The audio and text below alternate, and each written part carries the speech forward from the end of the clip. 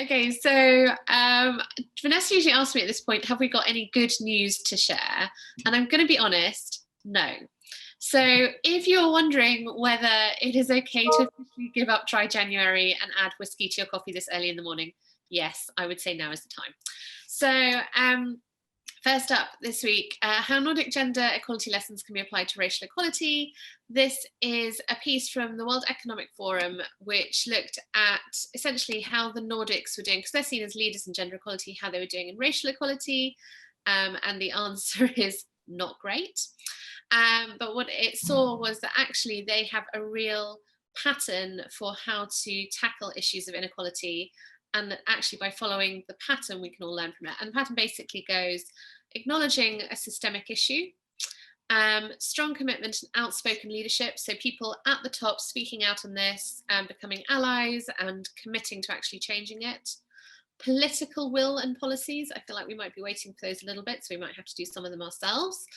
Leveraging research and data, so when you've got the research and you've got the data, repeat it so that everybody knows about it. And then rethinking partnerships and breaking down silos. So a little bit what Stephanie was talking about there earlier, which is actually finding the people you can link up with to help your organizations do this better, so that actually gender networks support race networks, support other networks, and we can all work together on it. It was just a really useful piece, and I think it kind of breaks it down into a neat package for you. Number 10, pulls sexist COVID ad showing all chores done by women. Did anybody see this and think, like I did, that it was a joke? Because I thought it had to be a joke, surely it had to be a joke. 4 pictures from a government ad encouraging people to stay at home, because if these people stayed at home, the women would have lots of time to do all the housework. And there were 4 pictures, the women were doing housework in all of them, and then in one of them there was a man lounging on the sofa watching TV. And I cannot emphasize how much I'm shocked that that got through any type of approval process, but B, how impactful the visuals are when you're thinking about the visuals that you use for your networks to promote the events you're doing. Visuals matter. It's actually the visuals we take in more than the words, and things like that have an impact. It has now been pulled, thankfully. How it got there in the first place remains a mystery. Furlough refused to 71% of working mothers while schools are shut. So this was research from the TUC, which found that working mothers who had requested to be furloughed from their organisation, 71% of them had been refused. And if you don't know, excuse me, if you don't know, you can now legally request to be furloughed because of childcare considerations. If you're a woman, not if you're a man. But working mothers who had requested to be furloughed are being turned down, and just something to be aware of, because we're going to come on to another story about how COVID and lockdown is impacting working mothers. But if you want to retain the mothers in your organisation, now is the time to think about how best you can support them. That might not be furlough, there might be other ways that you can do it better. But if a woman comes to you and says, actually, we've got problems and we're struggling, part of our job as managers now is to think about how we can help them.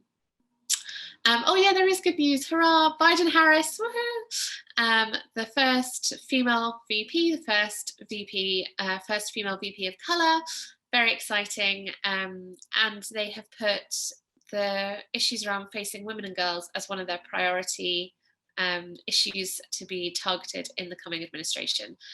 Which, when you think back to 2016, and I can never forget the visual of the Women's March, of millions of women marching on, hundreds of thousands of women marching on Washington, DC, to protest that basically the election of President Trump was women being ignored and the rights of women being ignored. And now we have an administration that are saying they plan to restore America as a champion for women and girls, which I think is really lovely. 2 reports that you might want to take a look at. Women in the Workplace 2020, this one is from McKinsey, it was published at the end of last year. It has some interesting trends around what COVID has done for working women. And Bloomberg's 2021 Gender Equality Index reveals increased disclosure, I've put here. not as it sounds. People are not disclosing themselves. Increased disclosure as companies reinforce commitment to inclusive workplace is the full title. Sorry, Bloomberg. This is basically looking at how companies are reporting on their gender equality work, and actually does have a bit of positive news in it, because it says that while the kind of official reporting of the pay gap has gone down, more companies are now taking up reporting process and trying to be more open about their work around gender equality. The unique impact of COVID-19 on working mothers, Black women and women in senior leadership. This is a piece in Forbes, taken actually from the McKinsey report, pulling out some of the key figures. So some of the stuff that we see that is really shocking is the number of working mothers who are opting out of the workplace. For the past 4 years, the number of men and women leaving the workplace has been pretty much equal. And this is the first year when it has risen, and women, I think, are now 1 in 4, men and 1 in 5. So you can see that actually the cost of childcare, the physical, emotional, mental cost rather than financial cost of childcare is really taking its toll on women, and they're just opting out. Particularly Black women have been suffering during this period. We're now obviously looking at the stats around people who are dying from COVID. There's a community is suffering more here, and also they feel less able to talk about that in their working environments.